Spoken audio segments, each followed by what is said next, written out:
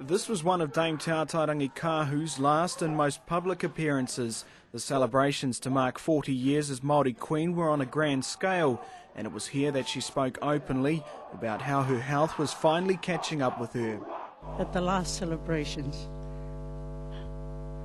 I have no trouble in standing and speaking for 30 and 40 minutes. But today, I find it a bit difficult. It was a moment that brought the thousands at Ngārawahia to a standstill and once again showed the respect in which she was held within Māoridom and outside. As they listened, many got the feeling she was saying farewell. Kina mātā waka katoa. Kina mā kāre tae e hau te kimi kupu. Hei whakatakoto I wānganui a koutou. Kia mōhio ai koutou taku aroha nui ra wā te kia tātou. In the past 2 years, Dame Tauta's health had deteriorated to the point where she needed regular dialysis treatment and 24-hour care. A direct descendant of the first Māori king Te Wherowhero, Te Ariki Nui was born in 1931 as Piki Mahuta, her father the then reigning King Koroki. She attended a Māori immersion school, Rākaumanga native in Huntly, where she was taught the traditions and values of her ancestors. From a young age, she was groomed for leadership. I named this ship Te Mana. May God bless her and all who sail in her. Pai Marire.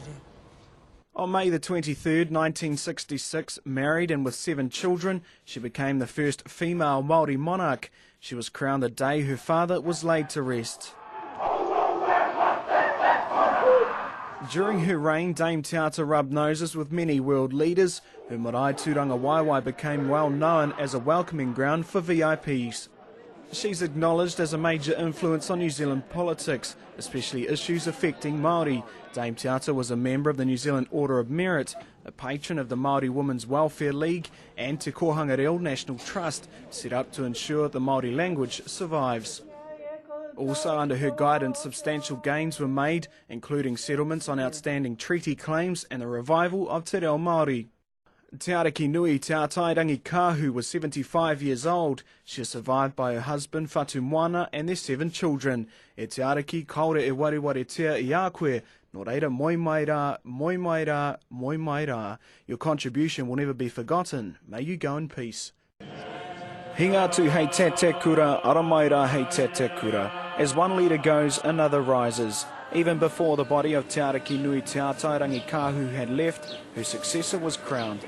Te Ariki Nui tu Heitia Paki, her eldest son. Te eo e rangi tāpā mai tā tātou tama hei kingi. Hei kingi. Hei kingi. Watch. 3 doves were released as a symbol of her departing spirit, but one lingered, eyeing those who had gathered and taking in a karakia before finally departing. At the end of the service, Dame Tauta's coffin was taken from the marae, draped in the korowai or cloak, which had belonged to her father, King Koroki. Thousands filled the banks on both sides of the river to bid farewell. Tūmanako, the waka which carried the coffin, was part of a fleet Princess Tupuia Hirangi had built in the 1950s. As it took to the water, the Queen's paddlers bowed in salute as a sign of respect to the river and their great leader. Waikato he awa kuru pounamu, he peko he taniwha, he peko he taniwha. Tainui are one with the Waikato River, and that was made apparent as Te Ariki Nui made her journey down the river. Flanked by 2 other waka and helped by a quick current, the main canoe slipped down the river to Taupiri, where thousands more waited, many having arrived on special trains from Ngārawahia. The mountain was shrouded in mist, perhaps a sign her ancestors were waiting too.